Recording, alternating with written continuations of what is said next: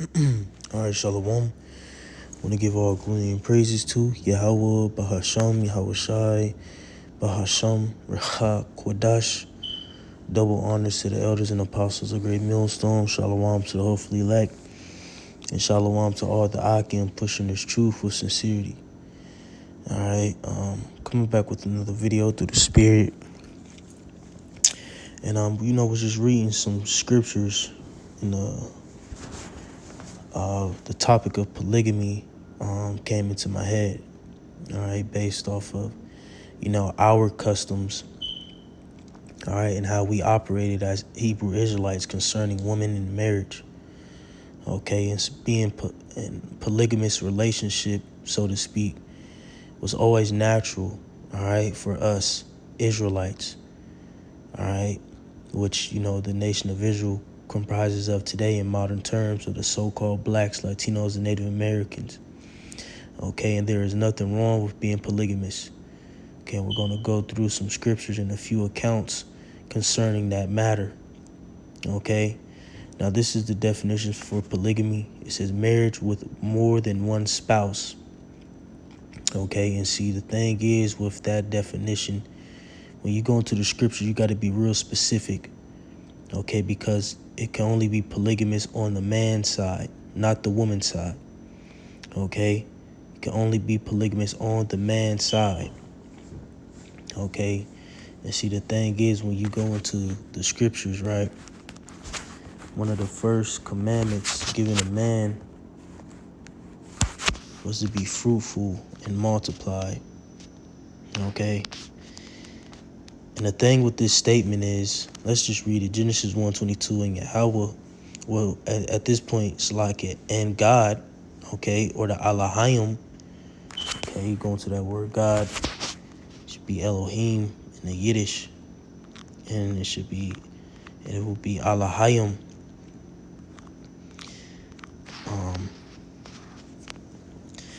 In the Paleo Hebrew, rulers, judges, divine ones, angels, gods, okay? So the gods, all right, or the Elohim, blessed them, saying, be fruitful and multiply. This is when they created man in their image, okay? But it says, and God blessed them, saying, be fruitful, multiply, and fill waters in the seas, and let fowl multiply in the earth, right? And that was for all creation, okay? That was for all creation. Be fruitful and multiply, all right? And see, the thing is, how we know that, being polygamous is intended on the man's side is because man carries what? The seed, okay? And our seed, okay, is really limitless, all right? If I was to have sexual intercourse with a woman or 5 women today, I am able to impregnate all of those women.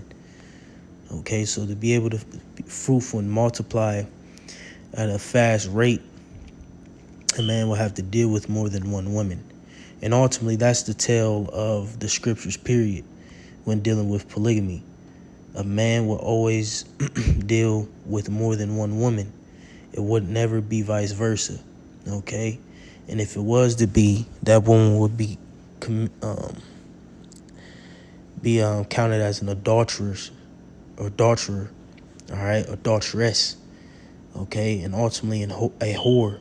Because where does those terms come from, being a whore? You don't hear anything about a man being a whore, all right, or a man being a hoe. You got women and just, here in America who put those certain titles on things, all right, but that's whole whore, prostitute, all right, stigma comes from women sleeping with more than one man, which is shamed upon, okay?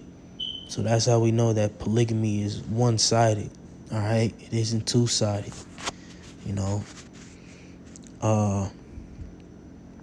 It says the word is not etymologically restricted to marriage of one man and multiple women, right? But see, that's what they do, all right?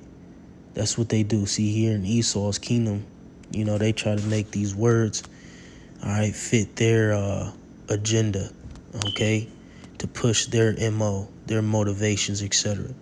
And I want to read this little passage here. It says, in Christian countries, when a man has more wives than one, or a woman more husbands than one, at the same time, he or she is punishable for polygamy. It says, but if there was a separate marriage with each, the first marriage would be valid notwithstanding the subsequent ones, and the latter ones would be void.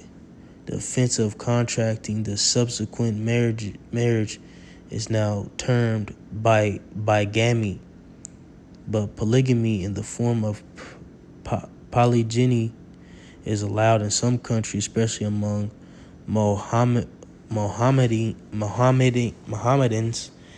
and was held a matter of faith and duty by the Mormons.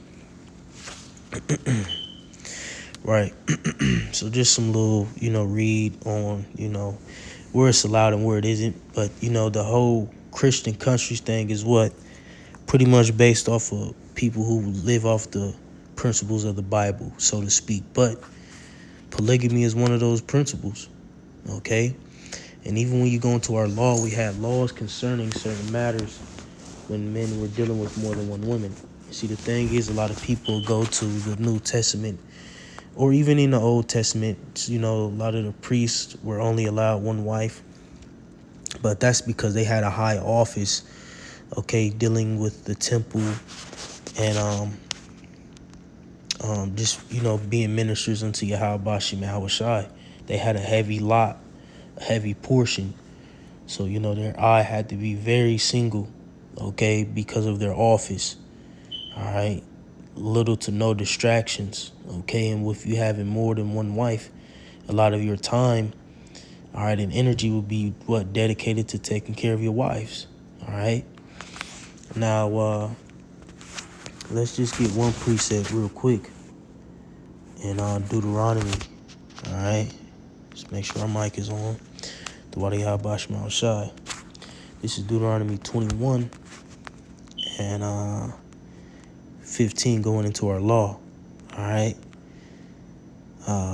This is Deuteronomy 21 and 15. If a man have two wives, okay, and that's just two, okay, it could get way more. All right. You could have way more. And another hated, and they have borne him children, both the beloved and the hated. And if the firstborn son be hers, that was hated, then it shall be when he maketh his sons to inherit that which he have, that he may not make the son of the beloved firstborn before the son of the hated, which is indeed the firstborn. Right. So if he had a wife, his first wife, her child, regardless of the situation, the bitterness, whatever the case may be, her child, which will be his firstborn son, all right, will receive the inheritance. All right, whether he liked his wife or not. All right, that son will still receive the inheritance. All right, first. All right, that's the order. But like we said, keying in on the wives part, he had two wives. Okay, and like I said, this is in our law. Okay, but let's go into a couple accounts. All right, because Jacob, all right, he dealt with his two wives and their two handmaids, man. All right, what was Leah and Ziplah, I believe. All right, no, Salaki. Let me correct myself. Let's just go to it. It's the closest chapter to it.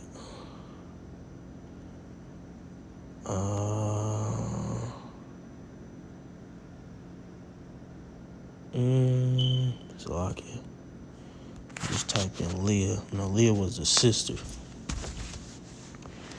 But he dealt with their concubines. Leah and okay, Zilpah, his mate, right? So Zilpah was Leah's handmaid or maid, all right. But Shalakia, then he dealt with, I forget the other ones. That thing start with a B. Let me find out. All right, so he dealt with Rachel, Leah, Zilpah, and he dealt with I believe Rachel's handmaid as well, if if I can find it. Let me just look it up. All right. See, so he dealt with more than one woman. Yeah, Belha. All right. Like I said, let me get this. Genesis 29 and started 28. Jacob did so and fulfilled her week, and he gave him Rachel, his daughter, to wife also. And Laban gave Rachel his daughter Bilhah, his handmaid, to be her maid. He went in also unto Rachel, and he loved also Rachel more than Leah. Right, so just in that, he had Leah and Rachel, two sisters, and served with him yet 7 other years. And when Yahweh saw that Leah was hated, he opened her womb, but Rachel was barren. The Lord funny, man.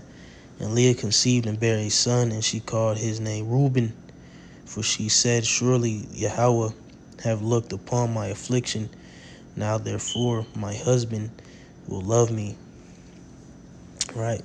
Reuben's name is a nomen omen, pretty much. All right. Where we at?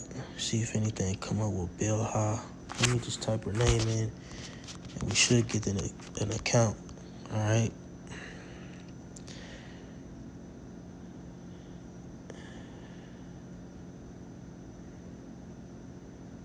Right, here we go, right here. I think we're just in the same chapter. Well, yeah, so Rachel couldn't conceive, all right? And we just read how she couldn't conceive, or he made her barren, all right? Let's read this real quick. Genesis 30:1. And when Rachel saw that she bare Jacob no children, Rachel envied her sister and said unto Jacob, give me children, or else I die. Right, going to show you, man, how being a woman, then you really were a woman. You cared about having children. You cared about being in the house and, fulfilling your womanly duties, to the point where she was like, man, I'm going to die. I might as well die. If I can't be a woman, I'm going to die. If I can't do what a woman does or go through the process that women go through, carrying children, having children, etc., I might as well die. Jacob's anger, verse 2, and Jacob's anger was kindled against Rachel, and he said, am I in God's stead, who have withheld from thee the fruit of the womb? Right? He got pissed off, like, yeah, I'm not the Most High. I can't open up your womb. I'm doing what I got to do, but it's up to the Heavenly Father whether or not you conceive. Verse 3, and she said, behold, my maid Bilhah. Right? So pretty much these maids were Jacob's concubines. All right, in the sense that they were not married or tied to him in marriage like Rachel and Leah were, but he was, he would do his 1-2 with them, to conceive, to have children. And she said, behold, my maid Bilhah, go in unto her, and she shall bear upon my knees, that I may also have children by her. Right, so he had pretty much children through Bilhah for Rachel's sake. All right, you see, so Jacob, our forefather Jacob, dealt with more than one woman. All right, and not only that, he dealt with heathen women as well. All right, and some of those very heathen women that he dealt with are made up some of the tribes today. You see, but let's just grab a few more accounts, okay? And a good one, when you go into Judges dealing with Gideon, okay? Judges 8, okay? And these were all Israelite men who dealt with more than one woman. All right? This is Judges 8, and I'm going to start at 29. And Jerubbaal, the son of Joash, went and dwelt in his own house. And Gideon had 70 sons. So he had 70 sons of his body begotten. Right, because what? Man carry what? The seed. All right, the woman only carries what? An egg or 2, 3, maybe 4. I'm not for sure on that, how many eggs they have. And, but, the most, I've known a woman to bear at once is what, like triplets, right? But it still what stems from what that one man's seed. All right, it isn't gonna be three dudes popping her. All right, and they all three. You know what I'm saying? It all be three babies up in her. No. All right. You know, it'll be one out of the three. You see. So when you fruitful and multiplying, you know, it's pretty much through the man. Because the man has to do what? Plant his seed. All right. It says, and Gideon had 70 sons, and his body begotten, for he had many wives, and his concubine, that was Shechem, she also bare him a son, whose name was Abimelech. All right. But like I said, keying in, for he had many wives. All right. He had many wives. Okay. And if you got 70 children, all right, and ain't no way one woman is going to be able to conceive 70 children. No way. Ain't no way, bro. I think a lot of these women's eggs start to die off, you know, once they approach their 30s. You see? So, right. He had many wives. He had to deal with many women in order to achieve that. Okay? Now let's, our forefather David, man. All right? He had more than one woman. Let's go to 2 Samuel, let's see, like 5 and 13. And even when you go prior to this, I believe he had 2 wives. All right, he had to go save them, etc. And I think this is like right when he became king. All right. This is 2 Samuel 5 and 12. And David perceived that Yahweh had established him king over Israel. Right. So this is when David, all right, was, you know, fully established as king over Israel, and that he had exalted his kingdom for his people Israel's sake. And David took him more concubines. Right, this he said more. So he already had, you know, whatever he had. And I know for sure, I think at this point he already had 2 wives, because he had a situation where he had to go rescue them. All right. And wives out of Jerusalem after he was come from Hebron. And there were yet sons and daughters born to David, right? So our King David had more than one wife and dealt with concubines, man, because you can deal with concubines, man. See, that's the thing, man. A lot of people swear up and down they understand the scriptures, know the Bible, these Christian folks, etc., but they don't acknowledge things like this, all right? They don't acknowledge things like this. Okay, they don't acknowledge when men dealt with more than one wife. All right, they don't acknowledge when sins were, you know, certain sins were punishable by death, etc. You see, they don't acknowledge these things, man. All right, but you have to. But see, at the end of the day, these are our customs anyway. All right, and it's evident even in today's world. You know, why you think Jake got all the baby moms and, you know, Dylan and Willing, you know, because it's in our blood, it's in our DNA. We are naturally polygamous, man. I mean, I will say all men. All right, shit. Esau, he had more than one wife, if I'm not mistaken. All right, when he started to marry into the to the lineage of the Hamites, you know. You see. All right, let's get a couple more accounts in Chronicles. All right, because you know the kings of Israel had more than one wife. All right. At least most of them, I would say. But 2 that comes to mind. 2 Chronicles 11. And let's go down. And this is concerning the King Rehoboam, the son of Solomon, who was wicked. All right. But like we said, we're just getting some context and, you know, getting some points made through the Spirit. All right, this is 2 Chronicles 11. I'm going to start at 18. And Rehoboam took him Mahalath, the daughter of Jeremoth, the son of David. All right. And Abihail, the daughter of Eliab, the son of Jesse. Right. So it said Mahalath, the daughter of Jeremoth, the son of David. Right, so Jeremoth would be his what uncle, and Jeremoth would be Solomon's brother. So that would make Mahalath his cousin. All right. So hey, you could deal with your cousin. You see,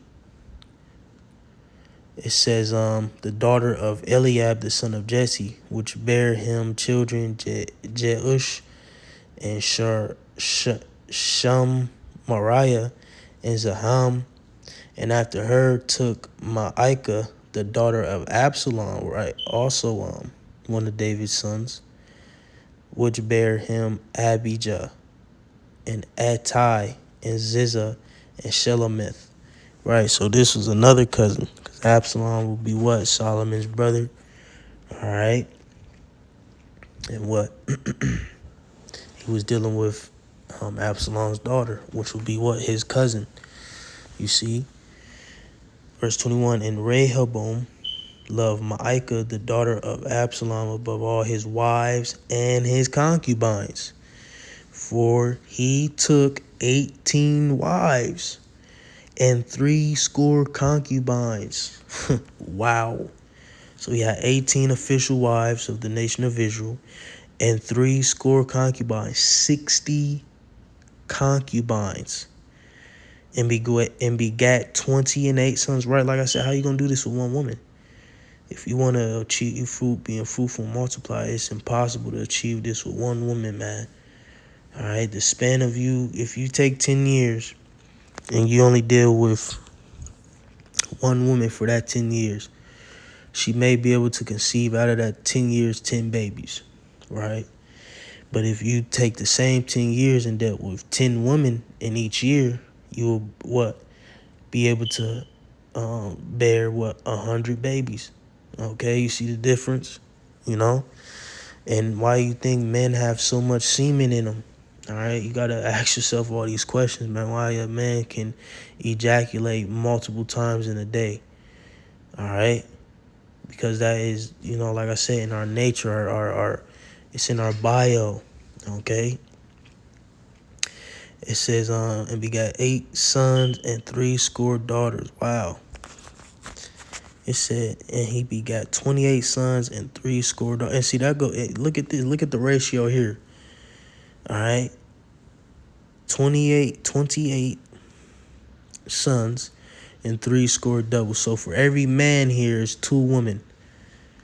All right, you see the ratio. People don't understand that. Also, it's more women on the planet than there are men. There isn't no even number. So if there isn't no even number between the two, come on, man, make it make sense. All right, and the good thing that also shows that too is that movie, The Matrix. It was like one of the last ones when they had went to what's it called, Zion, that little spot, and they had wind up doing the same thing, and they made a mention that the ratio of men and women, I think, is like 1 to 7, something like that.